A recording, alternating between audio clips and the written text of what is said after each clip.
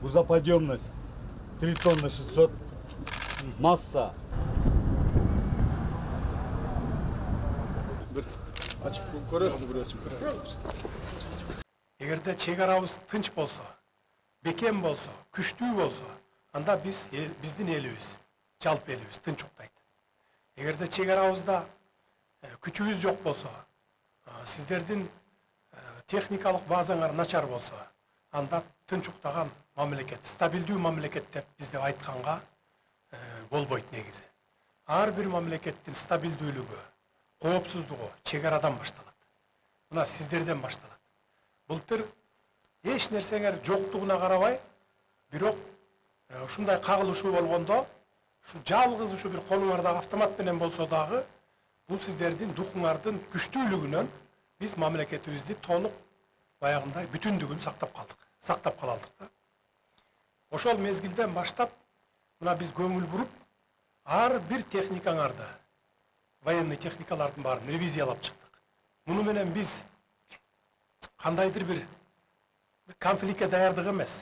Бул биздин коопсуздугубузду өзүбүздүн, мамлекетибиздин коопсуздугун сактап турууга жөн гана даярдык. Биз эч качан биздин мамлекет 30 жылдык тарыхыбызда, эгемен тарыхыбызда бир дагы жолу башка мамлекетке ок атып биринчилерден, же болбосо ушундай жер талашып кирип барган эмеспиз. И мындан ары дагы кирип барбайбыз.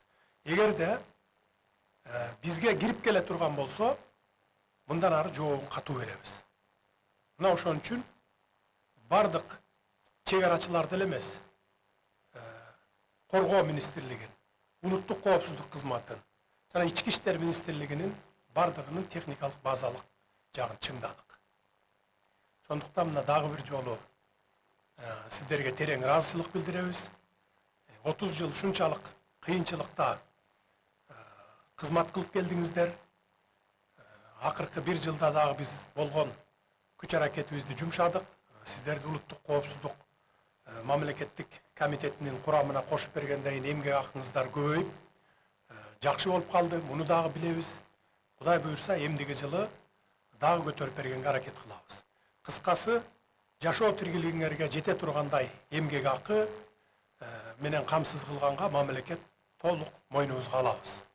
Калган мамлекеттин коопсуздугун кайтарып, элибиздин бейпилдигин сактап, тынчтыгын сактап туруш бул сиздердин милдетиңиздер.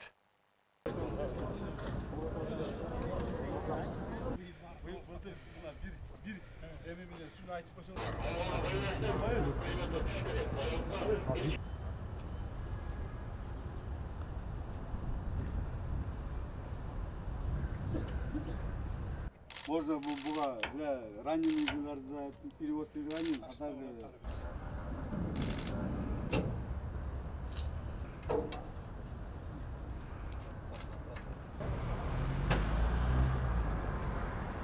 Саламатсыңар, жоокерлер!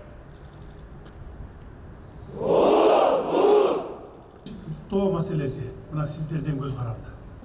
Бул сиздердин духуңардын күчтүүлүгүнөн Кыргыз Республикасы президенти ревизиялап чыктык. Бир топ техникалар же болбосо ушундай жер талашып кирип барган эмеспиз. Мындан жашоо тиргилигиңерге жете тургандай эмгек акы дагы бир жолу куттуктаймын техникаларыңар. Коргоо министрлиги